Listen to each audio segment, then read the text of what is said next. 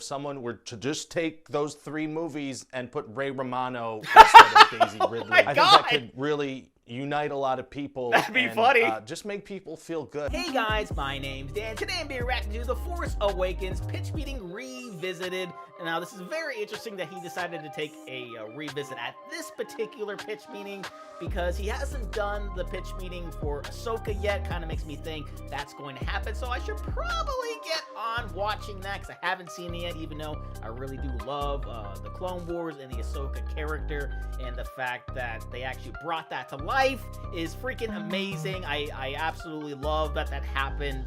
I think they it started her in the Boba Fett show, if I remember correctly. Yeah, I feel like that was the Boba Fett show that she first appeared. And then again, I could be completely misremembering that. Either way, this is going to be a fun revisit, and can't wait to learn more about his whole process. But before we get into it, though, please do check all those links I have for you down in the description below. More specifically, Ryan George's channel and this channel as well. They're both great ways to support him, and a great and easy way to support me is by going right below this video. Click at all those buttons down there, because I'm going to let you see future reactions that I do, but also helps my channel grow. And without any further ado, let's go. Hi everybody, this is Ryan George from the thing you're currently watching. Hey, Please Ryan. enjoy this pitch meeting for the Force Awakens that I made several years ago. And then you can stick around after, because I'm going to talk about it and things and stuff. While you're doing that, I'm going to draw a TIE fighter. Ooh, TIE You said fighter. you had a new Star Wars script to pitch me? Yes sir, and I know you bought Lucasfilm for $4 billion, so there's a lot riding on this. Yeah, we really have to find a way to capture the essence of the original trilogy. I mean, I know that's going to be tough. Oh, Actually, boy. super easy, barely an inconvenience. Really? Yeah, well I figure we can just redo some of the stuff from A New Hope. Redo stuff? Can we get away with that? Yeah, well not like a lot of stuff. Maybe just have like a Force-sensitive lead character from a desert planet that dreams of a better life, some incredibly important information stored in a lovable droid, a powerful bad guy with a mask and a red lightsaber and a bad temper, a cantina full of questionable characters and strange music, the main female character getting captured and brought into a giant starbase that can destroy planets, followed by a rescue mission to get her out, and then if there's time, a bunch of ships that get sent on trench runs to hit a weak point on the base and blow it up, the lightsaber death of an old mentor figure witnessed by the lead character, just a couple of things like that. Oh, people won't be mad about us copying minor stuff like that, right? I didn't realize how much they copy from I think it. if we call it fan service, we'll be good. That's a good point. So, tell me about the new characters. Oh, this is gonna blow your mind. One of the main characters is named Finn, and he's a stormtrooper. But stormtroopers are evil. That's what's amazing about this. Finn realizes that killing innocent people is bad, and he doesn't want to do it. That's really good. That's gonna humanize stormtroopers. Exactly. They used to be these disposable things in Star Wars, and now it's like, these are people. These are real people with real emotions and feelings. Right, and stormtroopers didn't choose this life. Like, they were put into this at birth. It really makes you see stormtroopers in a new light.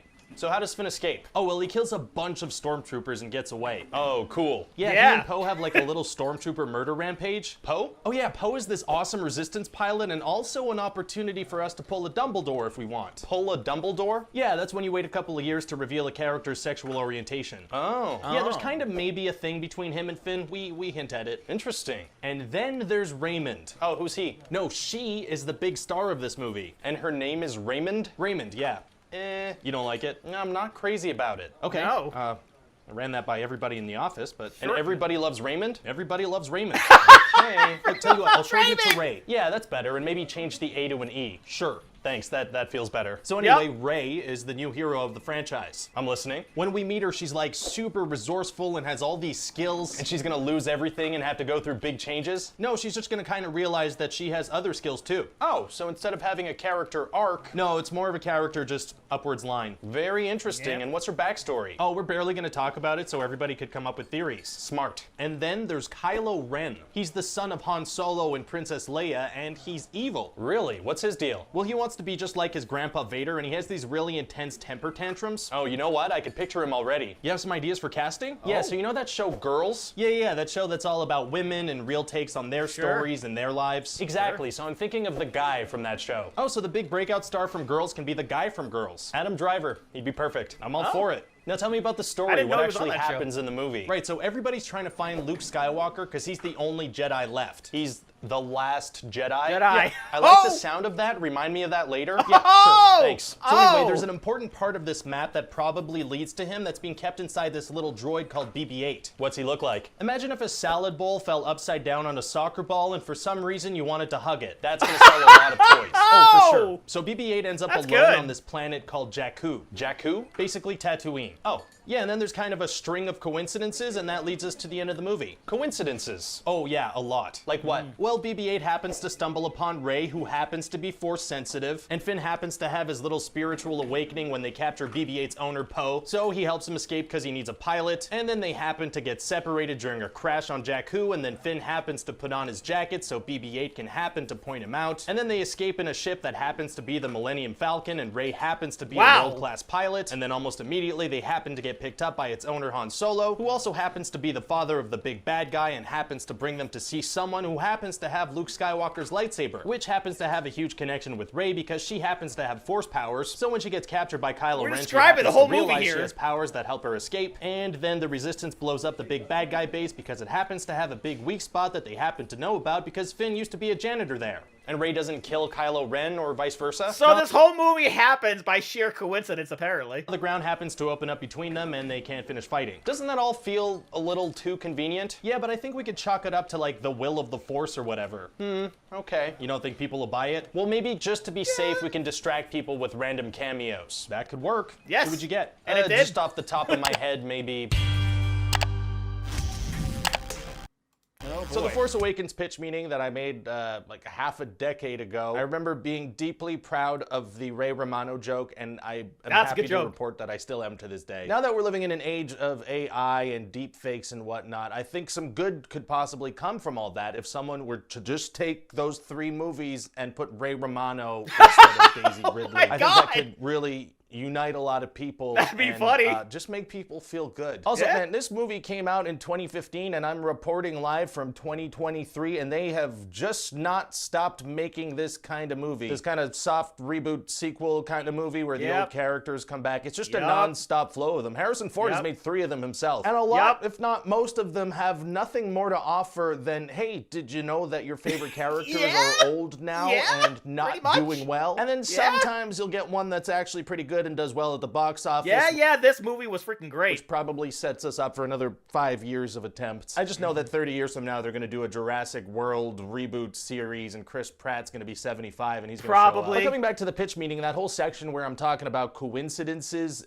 in retrospect, seems maybe a tiny bit harsh. First of all, I was kind of talking about plot contrivances and conveniences, and I guess I think that having some of those is not the worst thing in the world. I think there are a lot of so the movie can happen moments in The Force Awakens, but also the movie has to happen, so... Sure. I don't know, but there are a lot. I don't know, maybe I stand by it. I'm gonna mark this joke as still approved, kinda. I'd be curious to know what you all think of it if you want to let me know in the comment section above. That's a little shout out to my upside down viewers. You guys don't get enough love. Question time. Do you feel pressured to do pitch meetings for certain movies or shows? For example, would you watch a Disney Plus Marvel show that you aren't interested in just because you think fans might expect a pitch meeting for it? I mean, yeah, honestly, I don't think I would still be watching Marvel shows if I didn't have to make videos about them. I feel like I've probably hinted at that being my feeling a lot, and I know a lot of other people feel that way, but it's still, you know, that's what's popular, so... Yeah, a lot of them are hit or miss. That's what it makes sense to cover on the Pitch Meetings channel. Question, as a creative, do you ever look back at your older work with regret or just an appreciation for how you've grown over the years? It's a mix of cringe and appreciation. I've been making internet videos since before YouTube existed, so like more than 20 years, and you know what? Most of it is pretty bad and doesn't hold up and probably hasn't aged well, but you learn something with every single video you make, and I have like over 20 years of learning, and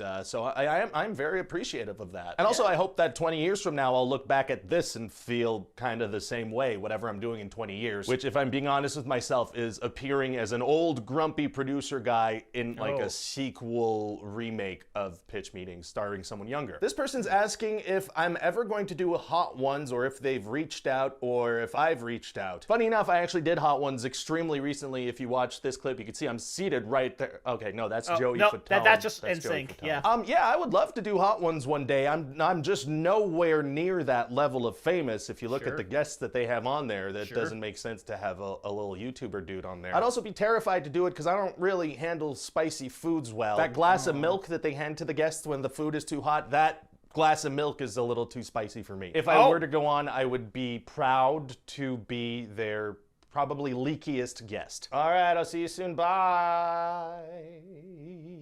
Oh.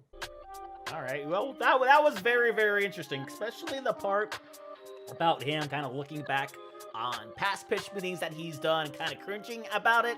And I feel like that's definitely a symbol of growth, right? Because if you like look at yourself then, because it's more of like you don't do any of that stuff anymore because it either doesn't work or it's just something you're not really comfortable with anymore because you're growing as a person, you're growing as a human being. There certainly are things that when I started doing these reaction videos, I don't do anymore. And I look back at them and kind of cringe a little bit. To be honest, I kind of cringe at some of my current ones. But that's also because, like, I'm growing. I'm growing with each video that I do. I'm growing even just by like watching videos like this and where he talks about certain things, and I'm like, maybe there's something there that I could add to what I do. Granted, I don't do anything nearly on the level of what he does, but there are some things here or there that you can sort of take away and be like, okay, that's very interesting. That could be something that at least like the type of process that he has that I can sort of bring to what I do. Sorry about that. And make my videos even better. And as far as Force Awakens is concerned, I actually kind of enjoyed it. My first watch around of it. And I watched it again. Still kind of fine. I didn't hate it. It's certainly not the worst of the newer movies. Definitely not the best, though, because I still think that belongs to Rogue One. I still absolutely love that movie. I stand by that. That is a damn good Star Wars movie, and I don't know if it gets a lot of love, but it definitely should compared to all the other films that have been released around this time. So that will do it for me here, though. Comment down below. Let me know, what did you think about this revisit? Please leave a like if you enjoyed. Please check all those links I have for you down in the description below. Lastly, and most importantly, I want to give a huge shout out to all my $5 and up supporters on Patreon. Cruising, Wolverine 310, Kester Crotich, Amber K, Raymond Bright, Chris Curtis, Haley Machinardi, Ann Perry, Larka, Fox Cacophony, and Morgan Page. And I'll see you guys next time.